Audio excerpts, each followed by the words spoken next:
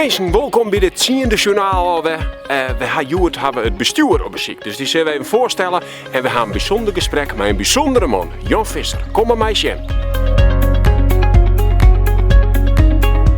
Nou, hier zitten we dan. Je kent ze nog net al eerst, maar ze zitten hier op een rietje. Een groot deel van het bestuur. En we willen weten waar binnen en wat ze doen en waarom. Dus waar best? Waar dorst en waarom? Ja, ik ben Matten en ik doe de PR, de promotie van het Pinksterfeest.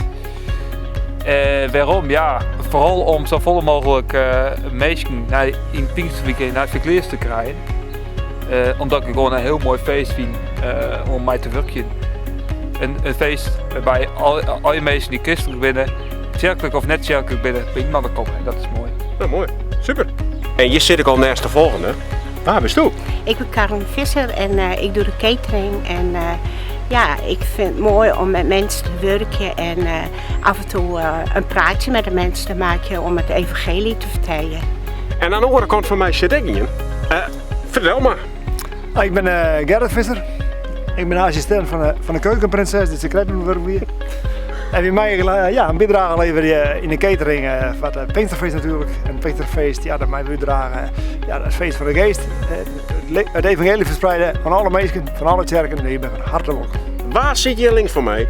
Nou, ik ben Peter Atema en ik ben het Pinksterfeest belussen al hier of 12 of 13. Ik weet het net krijgt. Begon als hulpje bij het parkeren en binnen wie ik voorzitter. Dat stokje ik ondertussen dragen. Ik ben ook verantwoordelijk voor de omklaring, voor de trein en voor de spullen die er wijzen moeten. En aan de andere kant van mij zit natuurlijk ik nog in. Waar best, waar dorst en waarom? Ik ben Sjoukje Hofstede en ik doe dat in Iris 3 jaar denk ik nou. Ik ben vrij om de financiële zaken te verwerken. Nou, dat weet eigenlijk. Belangrijk. Nou, dan komen we bij de laatste beiden die hier binnen.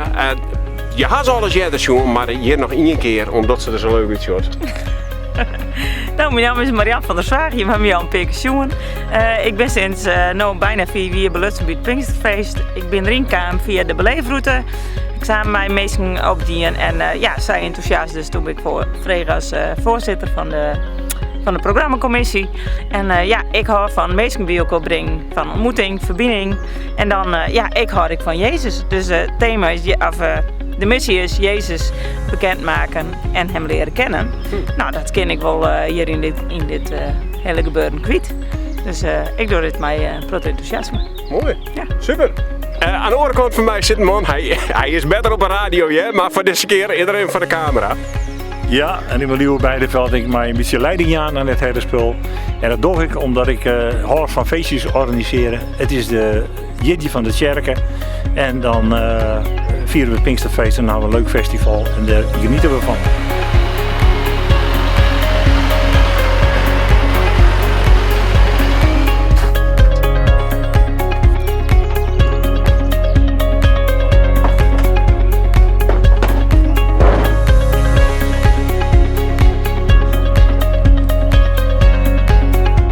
We kennen maar al heel lang. Hoe lang is het eigenlijk? Al 22 jaar. Ja, en hoe wennest in het lichtpunt? Ik woon in het lichtpunt, ik ben eerst in de boerderij en die is toen overbrand en toen woon ik in een nieuw appartement. En wat doet ze al? Nou, ik doe de planning wat, ik bel de chauffeurs en ik bel de adressen op voor de routes. Aha. En je hoort ook weer op paard? Ja, ik ben hier 5 uur vanmorgen weer begonnen en we gaan 2 auto's vol ophellen. Alsjeblieft. Ja. Ik ben hier met een bank komen, Leo, maar wat is de bedoeling daarvan? Ja jongen, dat is super. We hebben een programma-onderdeel, dat heet de Talkshow. En die talkshow willen we gaan in bank stellen. Daar komen al je gasten en daar hebben we een gesprek mee. Heel nieuwsgierig, maar roepen we de meeste nek op om daar te komen. Want het wordt heel gezellig, zeker met die bank stellen uit het lichtpunt. Nou mensen, dit weer het 10e journaal alweer met het bestuur Jan Visser.